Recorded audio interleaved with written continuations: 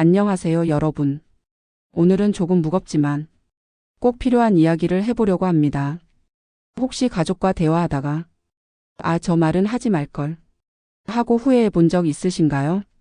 아니면 부모님이나 자녀의 말에 마음이 아파서 며칠씩 잠 못 이뤘던 경험이 있으신가요? 부모와 자식은 세상에서 가장 가까운 관계라고 하지만 바로 그 가까움 때문에 더 깊은 상처를 주고받기도 합니다. 가족이니까 괜찮겠지. 사랑하니까 이해해 줄 거야. 이런 생각으로 던진 말 한마디가 때로는 평생의 상처가 되기도 하거든요. 오늘은 나이와 상관없이 세대를 막론하고 부모와 자식이 서로에게 절대 하지 말아야 할 말, 탑5 5가지 이야기를 정리해 봤습니다.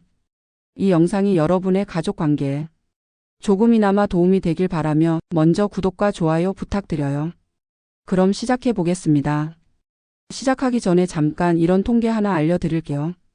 어느 시장 조사기관에서 조사한 결과에 따르면 성인 자녀의 73%가 부모님과의 관계에서 스트레스를 받아요. 라고 답했습니다.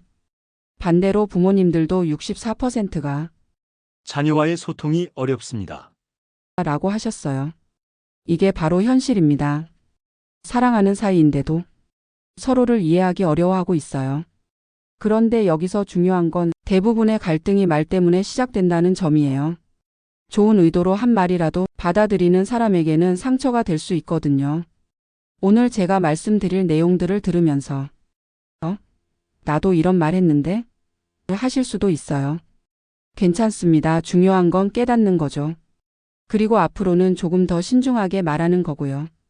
부모와 자식이 서로에게 절대 하지 말아야 할 말, 이번 이야기는 탑5 중 1위 이야기입니다. 내가 뭘 안다고? 와 대비하여 요즘 세상이 어떤 세상인데?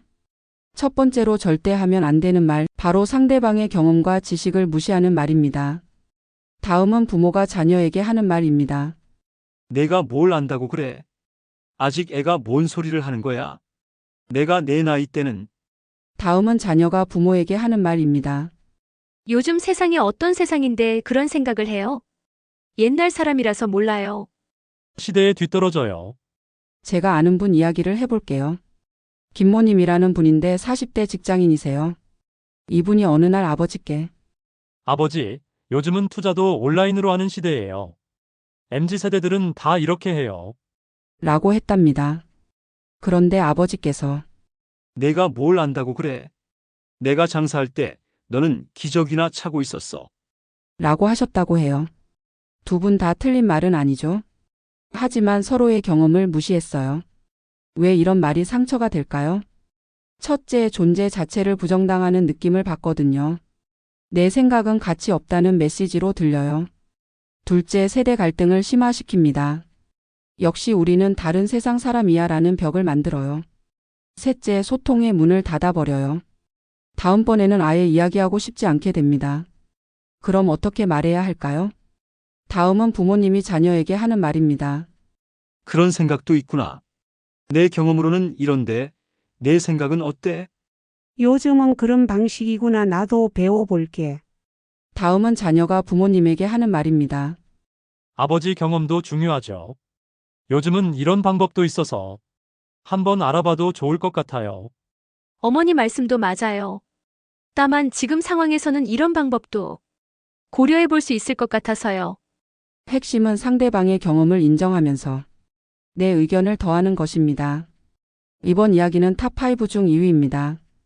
다른 집 아이는과 대비하여 친구 부모는. 두 번째는 비교하는 말입니다. 이건 정말 독이에요. 다음은 부모가 자녀에게 하는 말입니다.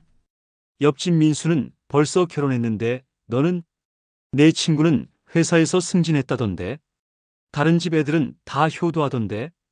다음은 자녀가 부모에게 하는 말입니다. 친구 엄마는 간섭 안 하시는데 다른 부모님들은 이해해 주시던데 철순의 아버지는 돈도 많이 주시고 여러분 이런 상황 어떠세요? 엄마가 하는 말입니다. 옆집 영희는 의대생인데 너는 언제 공부 좀 제대로 할 거야? 딸이 엄마에게 하는 말입니다. 친구 엄마는 꿈을 응원해 주시는데 엄마는 왜 마음에 안 드는 게 그렇게 많아요? 두 분 다 상대방을 다른 사람과 비교했어요. 이게 얼마나 아픈지 아세요? 비교당하는 사람의 마음은 첫 번째 나는 부족한 존재구나 하며 자존감이 떨어져요. 두 번째 나를 있는 그대로 사랑하지 않는구나. 조건부 사랑으로 느껴져요. 세 번째 어차피 무엇을 해도 만족하지 않을 거야. 포기하게 돼요.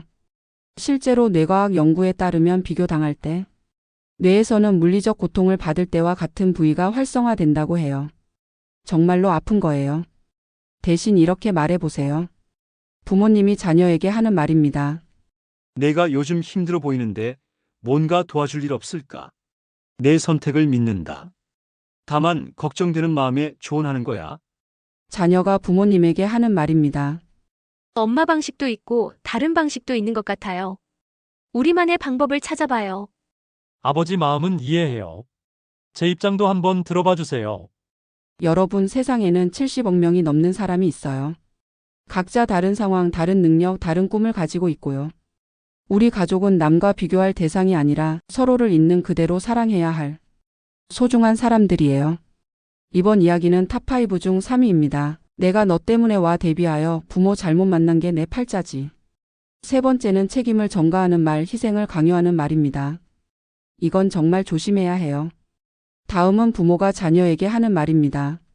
내가 너 때문에 인생을 포기했어. 너 키우느라 내 청춘을 다 바쳤다. 내가 이렇게 하면 엄마가 어떻게 살아?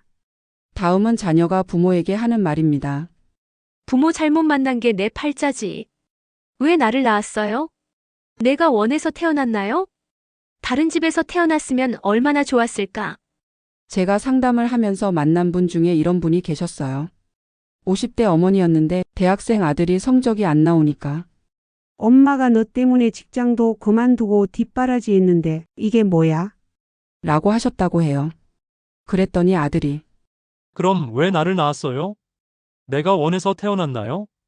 라고 대답했답니다. 이 대화 후에 두 분이 한 달 넘게 서로 말을 안 했어요. 이런 말이 왜 위험한가요? 첫째, 죄책감을 심어줘요. 내가 죄인이구나. 둘째, 존재 자체를 부정해요. 내가 없었으면 좋겠구나. 셋째, 관계를 파괴해요. 우린 서로에게 짐이구나. 정신건강의학과 전문의들이 말하길 이런 말을 들으며 자란 아이들은 성인이 되어서도 자존감이 낮고 인간관계에서 어려움을 겪는다고 해요. 반대로 부모님들도 이런 말을 들으면 내가 이 나이에 뭐 하는 건가? 하는 허무함을 느끼신다고 하고요. 그럼 어떻게 표현해야 할까요? 다음은 부모님이 자녀에게 하는 말입니다. 내가 잘 되길 바라는 마음에 걱정이 돼서 그래. 내 선택으로 한 일이야. 다만 내가 더 노력했으면 좋겠어. 다음은 자녀가 부모님에게 하는 말입니다. 부모님 마음은 알지만 저도 나름대로 노력하고 있어요. 실망시켜드려서 죄송해요. 더 열심히 해볼게요. 여러분, 가족은 서로의 짐이 아니에요. 서로의 힘이 되어주는 관계예요. 너 때문에가 아니라 너와 함께라는 마음으로 이야기해 보세요. 이번 이야기는 탑5 중 4위입니다.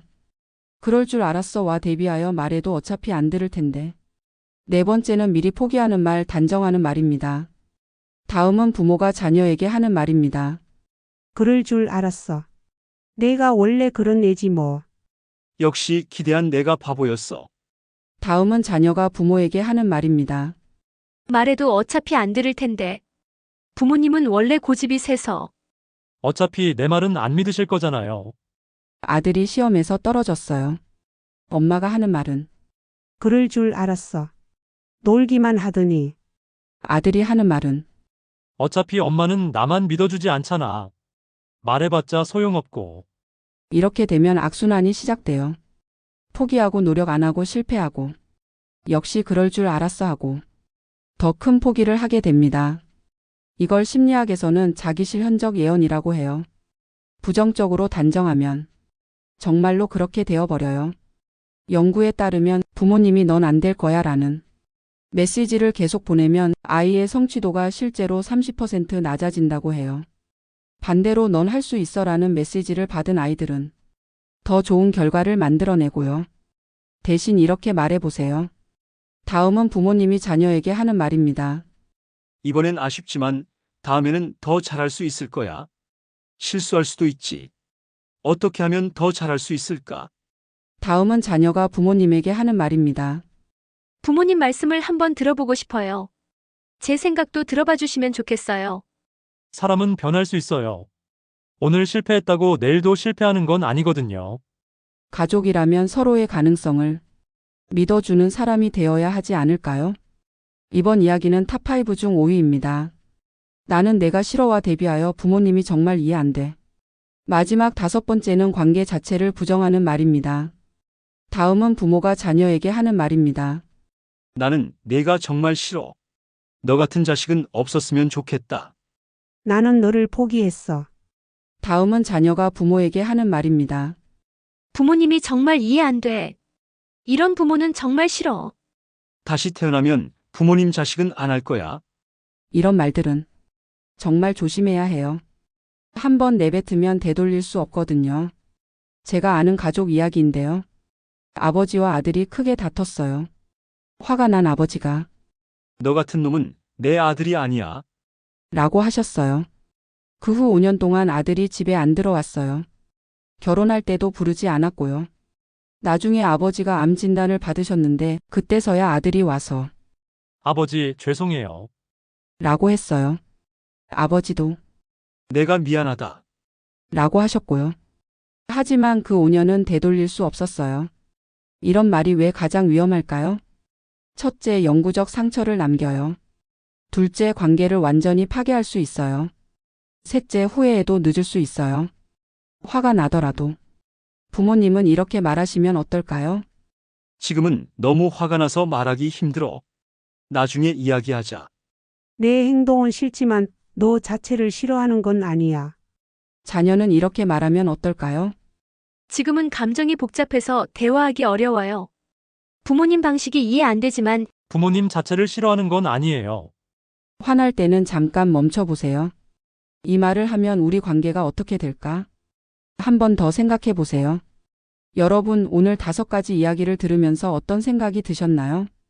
혹시 나도 이런 말 했는데? 하며 마음이 무거워지셨다면 그것만으로도 충분해요. 깨닫는 것이 변화의 시작이니까요. 오늘의 핵심을 정리하면 첫 번째, 상대방의 경험을 인정하기. 두 번째, 비교하지 말고 있는 그대로 사랑하기. 세 번째, 책임 전가하지 말고 함께 노력하기. 네 번째, 포기하지 말고 가능성 믿어주기. 다섯째, 관계 자체는 절대 부정하지 않기. 가족은 세상에서 가장 소중한 관계예요. 때로는 가까워서 더 아프기도 하지만 그만큼 깊이 사랑할 수 있는 관계이기도 해요. 오늘부터라도 조금씩 달라져 보세요. 상처 주는 말보다는 힘이 되는 말을, 멀어지게 하는 말보다는 가까워지게 하는 말을 해보세요. 오늘 영상을 본 후 가족에게 하고 싶은 말이 있다면 댓글로 알려주세요. 그리고 구독과 좋아요 부탁드립니다. 주변에 이런 이야기가 필요한 분들과도 공유해주세요. 가족과 함께하는 오늘이 어제보다 조금 더 따뜻했으면 좋겠습니다. 다음에도 여러분의 삶에 도움이 되는 이야기로 찾아뵐게요. 감사합니다.